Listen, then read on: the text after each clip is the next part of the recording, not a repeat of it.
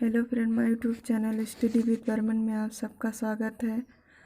आज हम आप सबके लिए वन लाइनर 50 क्वेश्चन लेकर आए हैं जो कम्युनिटी हेल्थ नर्सिंग से संबंधित है। तो आप सबसे रिक्वेस्ट है कि वीडियो को अधिक से अधिक शेयर करें और चैनल को लाइक शेयर एवं यदि सब्सक्राइब ना किया हो तो सब्सक्राइब करें और अपने फ्रेंड्स को अधिक से अधिक भेजें। चलिए हम आज का क्वेश्चन स्टार्ट करते हैं। आज का हमारा पहला क्वेश्चन है, राष्ट्रीय पोषण संस्थान कहाँ स्थित है? तो वो है आपका हैदराबाद।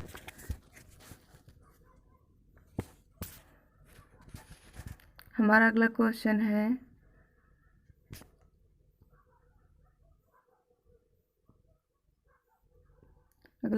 है, सामुदायिक स्वास्थ्य केंद्र की स्थापना कितनी जनसंख्या पर की जाती है?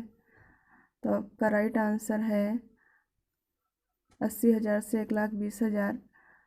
ये बहुत ही कॉमन क्वेश्चन है, लेकिन बहुत बार पूछा जाता है और बहुत बार एग्ज़ाम में आ भी चुका है, इसलिए आप इस पर भी ध्यान दीजिएगा। 80,000 जो है वो पहाड़ी क्षेत्रों में आता है, जबकि 1,20,000 ये मैदानी क्षेत्रों में मैदानों पर स्थित होता है, जो सामुदायिक केंद्र होता है, जिसे CHC भी कहते हैं। हमारा अगला क्वेश्चन है क्वेश्चन नंबर 3, सामुदायिक स्वास्थ्य केंद्र पर विशेषज्ञ चिकित्सकों की संख्या कितनी होती है? आपको बताना है कि सामुदायिक स्वास्थ्य केंद्र पर विशेषज्ञ जो चिकित्सक होते हैं उनकी संख्या कितनी होती है, यानी CHC पर ही। ये क्वेश्चन आपका CHC से ही रिलेटेड है, तो इसके राइट आंसर होते हैं 4, यानी 4 आपके विशेषज्ञ चिकित्सक उपलब्ध होते हैं जो आपका CHC होता है वहाँ पर।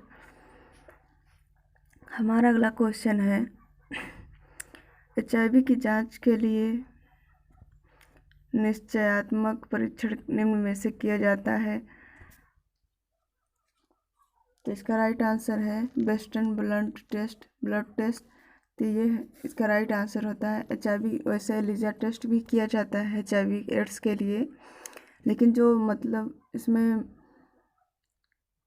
कह सकते हैं करेक्ट जो आंसर देता है एकदम, वो है आपका वेस्टर्न ब्लड टेस्ट, जिसके द्वारा HIV एड्स का पता लगाया जाता है। हमारा अगला क्वेश्चन है, ORS में मुख्य रूप से क्या शामिल होता है? आपको बताना है कि ORS में क्या शामिल होता है। तो वो है आपका सोडियम और ग्लूकोज। जो हमारा ORS घोल होता है उसमें सोडियम और ग्लूकोज होता है। हमारा अगला क्वेश्चन है, भारत में परिवार कल्याण कार्यक्रम कब शुरू किया गया था? बहुत ही इम्पोर्टेंट क्वेश्चन जो बार बार पूछा जाता है कि भारत में राष्ट्रीय परिवार कल्याण कार्यक्रम कब शुरू किया गया। वो है आपका 1952 में। हमारा अगला क्वेश्चन है, पाश्चुरीकरण प्रक्रिया द्वारा क्या शुद्ध किया जाता है? ये तो आप सबको पता है। ये है आपका दूध। इसका राइट आंसर दूध होता है। और इससे रिलेटेड कई क्वेश्चन आते हैं, जैसे कितने सेल्सियस पर इसे गर्म किया जाता है, या फिर इसे कितने समय बाद पैकेजिंग की जाती है। तो आप सब उस पर भी ध्यान दीजिएगा। हमारा अगला क्वेश्चन है, ट्रेंच फीवर किससे होता है? ये बहुत ही इम्पोर्टेंट क्वेश्चन है और बहुत बार पूछा जाता है। थोड़ा पढ़ने में ऐसा लगता है कि ये क्या है, लेकिन बहुत ही कॉमन चीज़ें हैं। ट्रेंच फीवर यानी ये जू जनित फीवर है, यानी जू से होने वाली फीवर है, जो सिर में जू पड़ती हैं उससे होने वाली बीमारी है ट्रेंच फीवर। इसलिए साफ़ सफाई का विशेष ध्यान रखिए। आप सब, छोटे बच्चों में खासकर हो जाता है। कौन सी बीमारी हाउस फ्लाई के कारण नहीं होती है? तो क्वेश्चन है हमारा अगला, कौन सी बीमारी हाउस फ्लाई के कारण नहीं होती है? तो वो है आपका ट्रेंच फीवर। ये जो है आपका, आप ऊपर हमने बताया कि आपको ये जूं से होने वाली बीमारी है। हमारा अगला क्वेश्चन है, टीकाकरण रोकथाम किस स्तर में आता है? तो ये है आपका प्रथम स्तर, यानी टीकाकरण आपका जो प्रिवेंशन होता है वो आपकी फर्स्ट स्टेज में ही आता है, क्योंकि टीकाकरण के द्वारा हम आने वाली जो समस्या या रोग होते हैं उनकी हम रोकथाम कर सकते हैं। इसलिए जन्म के तुरंत बाद ही आपको टीकाकरण कर दिया जाता है, इम्यूनाइजेशन कर दिया जाता है। तो इसलिए आपका ये प्रथम प्रिवेंशन होगा।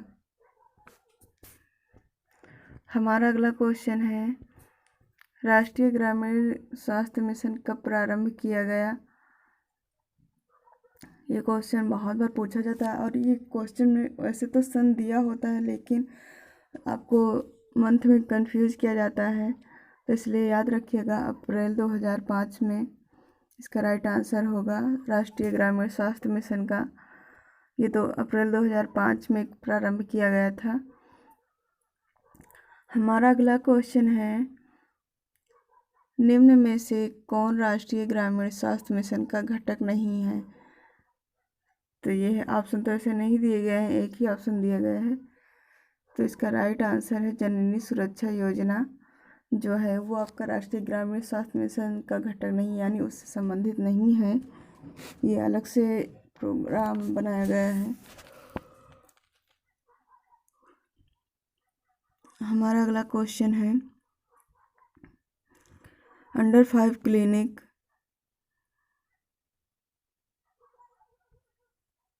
नहीं, सॉरी ऑप्शन दिए गए हैं। ये आपका जो 12वां नंबर का क्वेश्चन है, निम्न में से कौन राष्ट्रीय ग्रामीण स्वास्थ्य मिशन का घटक नहीं है? ऑप्शन है जननी सुरक्षा योजना, अंडर 5 क्लिनिक, RCH, आशा।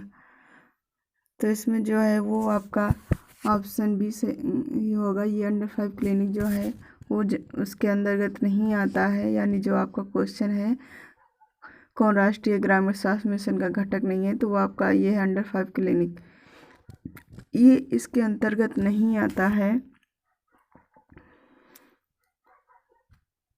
तो हमारा अगला क्वेश्चन है, ANM और आंगनबाड़ी के बीच कौन लिंक का कार्य करता है? यानी जो आंगनबाड़ी और ANM होती हैं उनके बीच जो लिंक का, यानी उन्हें जोड़ने का कार्य करता है, वो कौन होता है? तो वो है आपकी आशा। आशा आपके दोनों के बीच लिंक का कार्य करती हैं। क्वेश्चन आपको कैसे लगे आप कमेंट के माध्यम से ज़रूर बताइएगा, या क्या ये क्वेश्चन आपके एग्ज़ाम के लिए हेल्पफुल है या नहीं, ज़रूर बताइएगा हमें, ताकि हम इससे भी अधिक इम्पोर्टेंट क्वेश्चन लाने की कोशिश करें। वैसे हमारी पूरी कोशिश होती है कि हम आप सबके लिए बेस्ट से बेस्ट क्वेश्चन लेकर आएँ, जो आपकी परीक्षा को सफल बनाएं। हमारा अगला क्वेश्चन है, फ्रेंड्स हमारा गला थोड़ा ख़राब है, एक आशा कितनी जनसंख्या को कवर करती है? तो है 1000 की जनसंख्या को कवर करती है। क्वेश्चन कई तरह से घुमा के पूछे जाते हैं, जैसे कि एक आशा की नियुक्ति कितनी जनसंख्या पर की जाती है? तो वो उसका भी ऑप्शन एक ही होगा, 1000 की जनसंख्या पर नियुक्ति की जाती है। हमारा अगला क्वेश्चन है, अंडर 5 क्लिनिक का चिन्ह क्या है? तो वो है आपका त्रिकोण, यानी ट्रायंगल शेप में होता है, ऐसे शेप में ही होता है आपका, ऐसे ही होता है आपका अंडर 5 क्लिनिक। तो इसका प्रतीक चिन्ह ट्रायंगल शेप में होता है। हमारा अगला क्वेश्चन है health survey of planning committee को किस नाम से जाना जाता है। ये क्वेश्चन बहुत बार पूछा गया एग्जाम में, तो इसलिए इसे ध्यान से पढ़िए। इसका राइट आंसर है मुदालियर कमेटी। हमारा अगला क्वेश्चन है हड्डी तोड़ बुखार किसे कहा जाता है। हड्डी तोड़ बुखार आपका डेंगू को कहा जाता है, जिसमें आपका प्लेटलेट्स कम हो जाता है।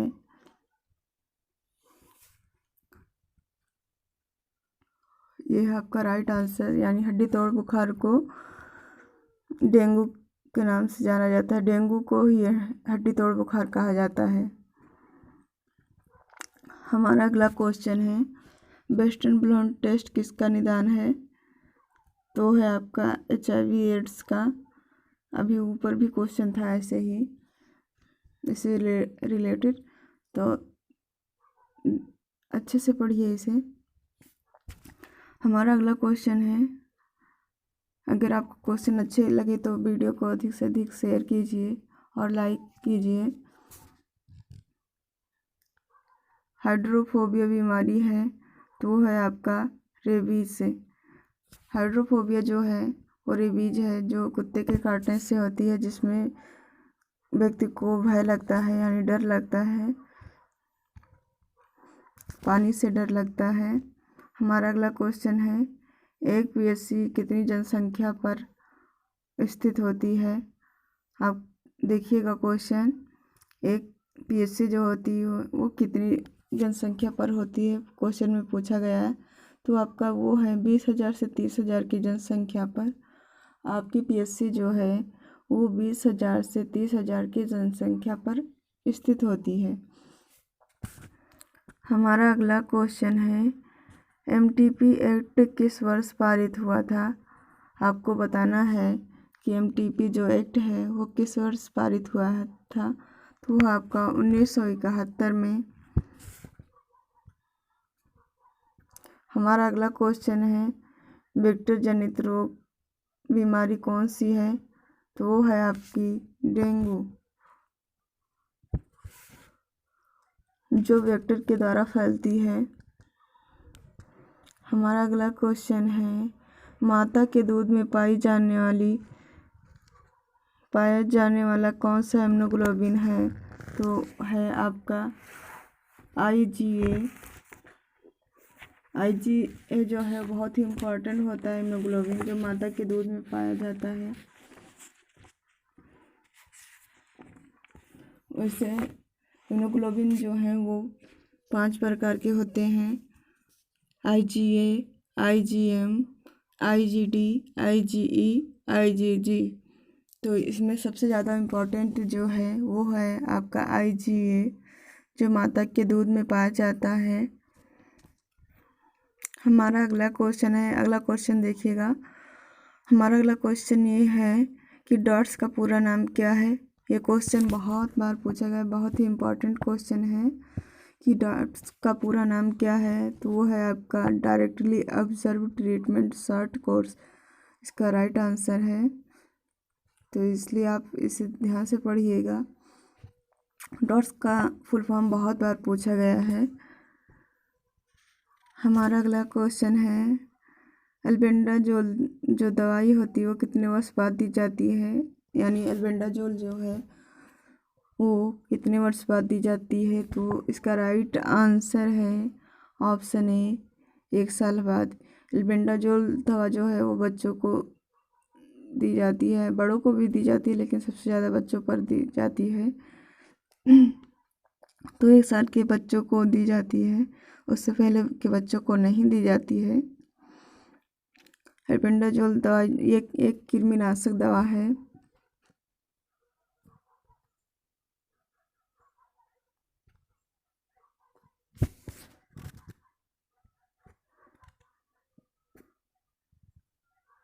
हमारा अगला क्वेश्चन है भ्रूण की उम्र का पता लगाने के लिए सबसे अच्छी जांच क्या है। आपको बताना है कि भ्रूण की उम्र का पता लगाने के लिए सबसे अच्छी जांच क्या होती है। तो है अल्ट्रासाउंड। जैसे कहीं कहीं पर सीरियल अल्ट्रासाउंड भी लिखा होता है, तो इसका राइट आंसर है आपका अल्ट्रासाउंड। अगर यदि कहीं भी सीरियल अल्ट्रासाउंड भी लिखा हो तो उसको राइट आंसर मानिएगा, क्योंकि क्वेश्चन और आंसर दोनों ही घुमा कर दिए जाते हैं, इसलिए बहुत ज़्यादा कंफ्यूज मत होइएगा। आपको अल्ट्रासाउंड ही इसका राइट आंसर होगा। हमारा अगला क्वेश्चन है, MUAC टेप का उपयोग किया जाता है।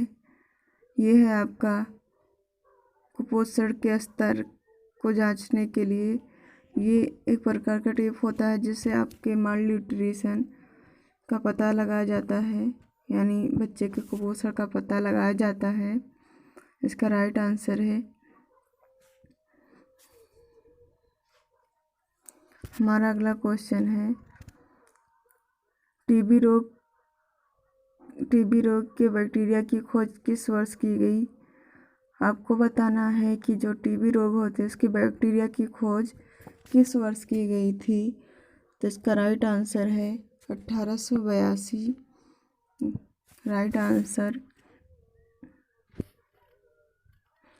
हमारा अगला क्वेश्चन है, संचारी रोग की रोकथाम प्राथमिक रोकथाम किससे होती है। यानी क्वेश्चन बहुत ही अच्छा है। जो संचारी रोग होता है, क्वेश्चन पूछा गया है कि संचारी रोग की रोकथाम जो है वो रोकथाम किससे संबंधित है, प्राथमिक रोकथाम से किससे संबंधित है। तो वो है आपका टीकाकरण। यानी जिसमें पूछा गया जो संचारी रोग होते हैं उसका प्राथमिक उपचार क्या है या रोकथाम क्या होती है, तो ये है आपका इम्यूनाइजेशन। इम्यूनाइजेशन के माध्यम से आप किसी भी संचारी रोग को फैलने से रोक सकते हैं, यानी आने से पहले ही उसे प्रिवेंशन कर सकते हैं। व्यक्ति का समुदाय को ही प्रिवेंट किया जाता है। जैसे आपका मलेरिया हो गया या अन्य रोग हो गए, BCG रोग हो गया, ये सब आपके टीकाकरण के द्वारा ही प्रिवेंट किए जाते हैं। हमारा अगला क्वेश्चन है, आशा कार्यकर्ता सभी स्थानों पर तैनात होती है। आपको बताना है कि आशा कार्यकर्ता किन किन स्थानों पर तैनात होती है। तो देखिएगा कहाँ कहाँ पर तैनात होती हैं। उप स्वास्थ्य केंद्र पर, सामुदायिक स्वास्थ्य केंद्र पर और फील्ड विजिट में भी होती है। तो इसका जो आपका PSC होता है, CSC होता है, इस और फील्ड विजिट में तीनों जगह पर ये तैनात होती हैं, यानी तीनों जगह ये कार्य करती हैं जो आशा वर्कर होती हैं। हमारा अगला क्वेश्चन है, डॉट्स थेरेपी में स्ट्रेप्टोमाइसिन किस रूट से दी जाती है। डॉट्स थेरेपी यानी इसका राइट आंसर है इंट्रामस्कुलर, यानी IM रूट से दी जाती है जो स्ट्रेप्टोमाइसिन दवा होती है। डॉट्स थेरेपी आप सब जानते हैं, ये ट्यूबरक्लोसिस के लिए है। कहीं कहीं इसे 3 या 4 नामों से जाना जाता है। डॉट्स थेरेपी TB, ट्यूबरक्लोसिस, क्षय रोग या तपेदिक, ये चारों नाम ही आपके TB के ही हैं, इसलिए कंफ्यूज मत होइएगा कहीं भी इन चारों में से कोई भी नाम कहीं दिया हो तो।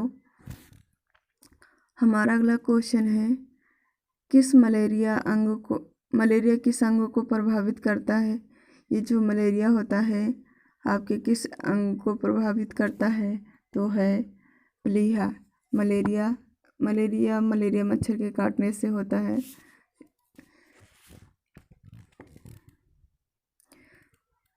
जो आपके मलेरिया प्लाज्मा फाल्सिफेरम से होता है।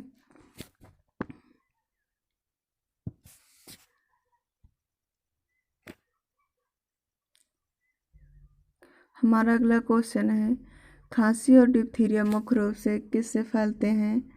आपको बताना है कि खांसी और डिप्थीरिया मुख्य रूप से किससे फैलते हैं, तो वो है आपका ड्रॉपलेट्स इन्फेक्शन यानी ड्रॉपलेट इन्फेक्शन जो होता है, जिसे हिंदी में बिंदु संक्रमण भी कहा जाता है, जिसके द्वारा ये आपकी खांसी और डिप्थीरिया रोग फैलते हैं।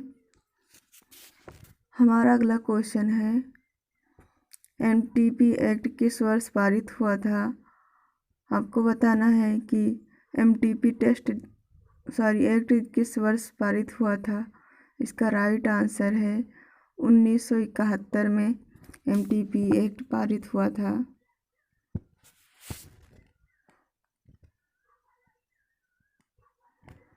हमारा अगला क्वेश्चन है, गोन्स फोकी दिखते हैं। गोन्स फोकी यानी आपसे पूछा गया गोन्स फोकी क्या है, दिखते हैं, जो वो है आपके ट्यूबरकुलोसिस में आपके गोन्स फोकी दिखते हैं। हमारा अगला क्वेश्चन है, चिकनगुनिया फीवर किसके द्वारा होता है? आपको बताना है कि चिकनगुनिया जो फीवर होता है वो किसके द्वारा होता है। तो वो है आपका एडीज इजिप्टी के द्वारा। ये आपका मच्छर है, मच्छर का नाम है चिकनगुनिया, आपके एडीज इजिप्टी से फैलता है। तो हमारा अगला क्वेश्चन देखिएगा, आंगनवाड़ी कार्यकर्ता कितनी जनसंख्या पर नियुक्त की जाती है? तो है आपकी 1000 की जनसंख्या पर नियुक्ति की जाती है।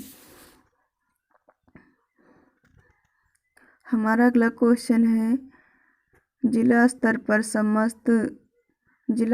समस्त सेवाओं को प्रदान करने हेतु जिम्मेदार व्यक्ति कौन है?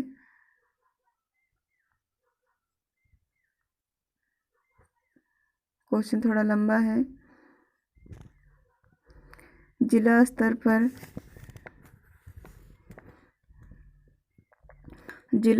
समस्त स्वास्थ्य सेवाओं को प्रदान करने हेतु जिम्मेदार व्यक्ति कौन होता है? तो वो है आपका stand for chief medical health officer. ये होते हैं आपके जो जिला स्तर पर स्थित होते हैं। हमारा अगला क्वेश्चन है, प्राथमिक स्वास्थ्य केंद्र पर कुल कर्मचारियों की संख्या कितनी होती है? आपको बताना है कि जो प्राथमिक स्वास्थ्य केंद्र होता है वहाँ पर जो कुल कर्मचारी होते हैं उनकी संख्या कितनी होती है? तो है आपकी 15। हमारा अगला क्वेश्चन है, प्राथमिक स्वास्थ्य केंद्र द्वारा कितने उप केंद्रों का निरीक्षण किया जाता है? आपको बताना है जो एक प्राथमिक स्वास्थ्य केंद्र होता है उस पर वह कितने उप स्वास्थ्य केंद्रों का निरीक्षण करता है। तो वो है आपका 6। कहीं के पर ऑप्शन 4 से 6 भी दिया होता है। हमारा अगला क्वेश्चन है, अपगार स्कोर में कौन सा सामान्य स्कोर होता है? तो है आपका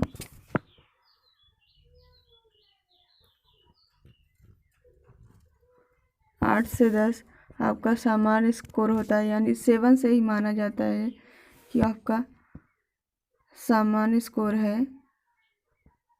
7, 8, 9, 10 अगर है तो आपका वो सामान्य स्कोर माना जाएगा।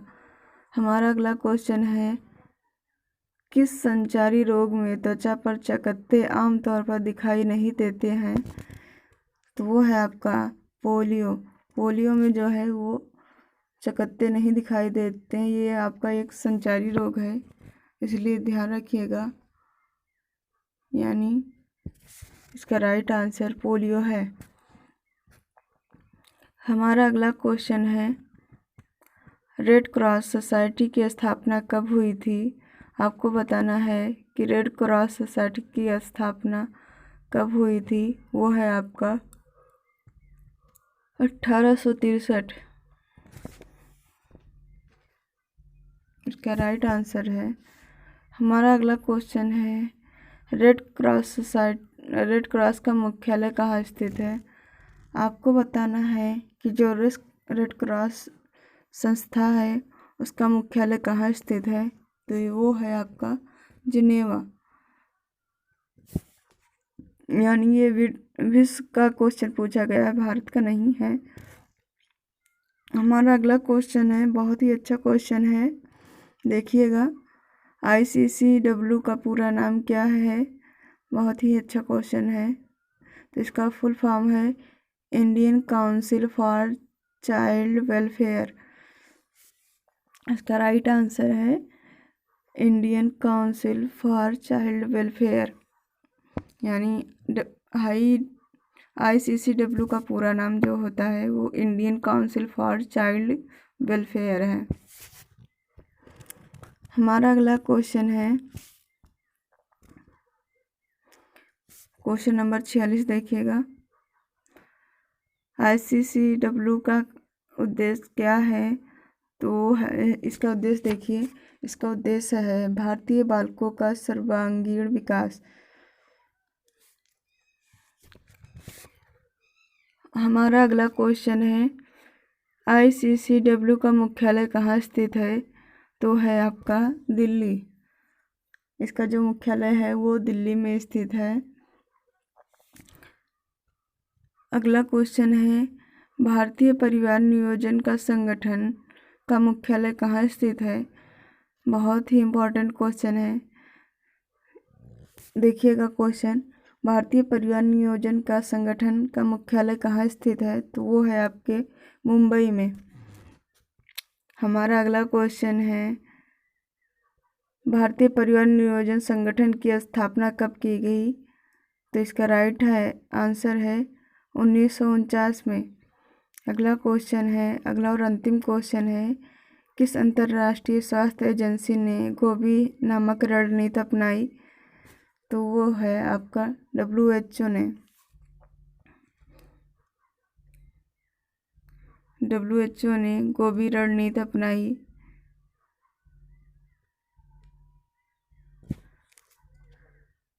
आज के हमारे 50 क्वेश्चन यहीं पर कंप्लीट होते हैं। आप सब कमेंट के माध्यम से बताइएगा कि क्वेश्चन आपको कैसे लगे। यदि अच्छे लगे हो तो वीडियो को लाइक शेयर एवं सब्सक्राइब कीजिएगा और वीडियो को अधिक से अधिक शेयर कीजिए।